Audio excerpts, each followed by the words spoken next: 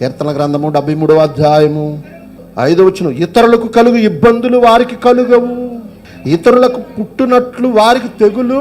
మా ఇంట్లో రోగంతో చచ్చిపోతున్నారు, మా ఇంట్లో బాధలతో చచ్చిపోతున్నారు, మా ఇంట్లో కష్టాలతో చచ్చిపోతున్నారు, మా ఇంట్లో కరువుతో చచ్చిపోతున్నారు. కానీ మరణమంది యాతనలే వాళ్ళకి. యాతన వచ్చి చనిపోవడం లేదు ఎవరు, ఇబ్బందులు వచ్చి చనిపోవడం లేదు ఎవరు. వాళ్ళు ఎంత బాగున్నారో, లోకంలో కాస్త బాగున్న వారిని చూచి వాళ్ళు ఎంత బాగున్నారో అనుకుంటాం మనం. వాళ్ళకి ఏ ఇబ్బందులు లేవట, ఇబ్బందులు కలుగవట. ఇతరులకు పుట్టినట్లు తెగులు వారికి రోగాలు రావడం లేదట. వాళ్ళను చూసి నువ్వు ఎందుకు ఇలా మాట్లాడుతున్నావు, వాళ్ళను చూసి నువ్వు ఎందుకు ఇంత బాధపడుతున్నావు? దేవుని ఆలోచన నీకు తెలియక జారిపోతున్నావు.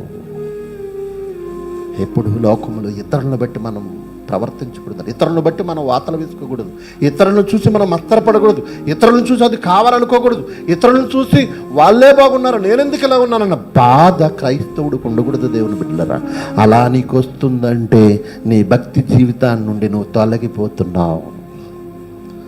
ప్రసంగి గారు అంటున్నారు 7వ అధ్యాయం 15వ వచనం, ప్రసంగి గ్రంథము 7వ అధ్యాయం 15వ వచనం, నా వ్యర్థ సంచారముల కాలములలో నేను వీటన్నిటినీ చూచితిని.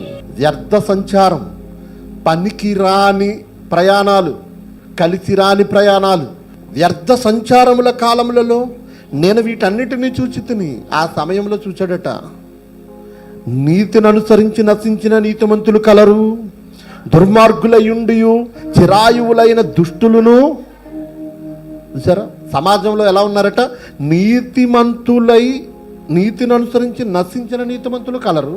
అంటే నీతిగా బ్రతికిన వారు త్వరగా చచ్చిపోతున్నారు. దుర్మార్గులై ఉండి ఎక్కువ ఆయుస్సు కలిగిన దుర్మార్గులు ఉన్నారట. దుర్మార్గులు ఎక్కువ కాలం బతుకుతున్నారు, నీతిమంతులు త్వరగా చనిపోతున్నారు. దీన్ని చూసి ఏమనుకుంటారండి? చాలామంది అంటారు కదండి, దేవుణ్ణి నమ్ముకున్నాం, మీ ఇంట్లోనే ఎందుకు ఇలా జరుగుతుంది? దేవుణ్ణి నమ్ముకుంటే చచ్చిపోరా? దేవుణ్ణి నమ్ముకుంటే ఇబ్బందులు ఉండవా? దేవుణ్ణి నమ్ముకుంటే కష్టాలు ఉండవా? దేవుని నమ్ముకుంటే శ్రమలు రావా?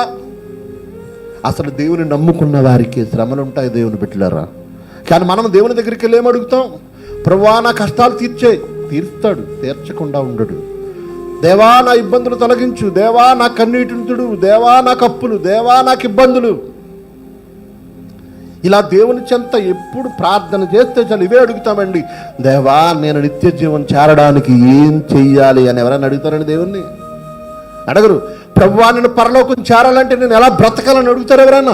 అడగరు. ప్రభువా నా కష్టాలు, ప్రభువా నా కన్నీళ్ళు, ప్రభువా నా అప్పులు, ప్రభువా నా ఇబ్బందులు, నా కూతురు పెళ్ళి, నా కొడుకు పెళ్ళి, నా ఇల్లు వాకిలి, అబ్బో ఎన్నో ఎన్నో ఎన్నో ఎన్నో దేవుని దగ్గర ప్రార్థిస్తే చాలా అడుగుతారండి. ఇవన్నీ నీకు ఉంటాయి అన్న సంగతి నీకు తెలియదు. అందుకే కష్టం వచ్చినప్పుడు పడిపోతావు, ఇబ్బంది వచ్చినప్పుడు నాకే ఇబ్బంది అనుకుంటావు, శ్రమ వచ్చినప్పుడు నాకే ఎందుకే అనుకుంటావు. నీకు శ్రమ కలగడం నీ పరీక్షకు, నీ విశ్వాస పరీక్షకు సూచన. అది దేవుడు నిన్ను పరీక్షిస్తున్నాడు అన్న సంగతి నీకు తెలియాలి. తిమోతికి రాసిన నీకు శ్రమ కలగగానే నువ్వెవరిని చూస్తున్నావు? వాళ్ళే బాగున్నారని చూస్తున్నావు. నీకు హింస కలగగానే ఏం చూస్తున్నావు? వాళ్ళు బాగున్నారు, నేను ఎందుకు ఇలా ఉన్నాను అనుకుంటున్నావు. ఎప్పుడైతే నీ మనసులో అలాంటి ఆలోచన వచ్చిందో నీ అడుగులు జారా సిద్ధమవుతున్నాయి. వాళ్ళని చూసి నేను మత్తరపడ్డాను, వారిని చూసి నేను ఎలా అయిపోతున్నాను, వారిని చూసి నేను ఎలా అయిపోతున్నాను, వారిని చూసి నేను అలా మారిపోతున్నాను. అలా వారిని చూసి నేను అలా మారిపోవడం వలన నీ నుండి నేను దూరం అయిపోతున్నాను ప్రభువా, నీ నుండి నేను దూరం అయిపోతున్నాను.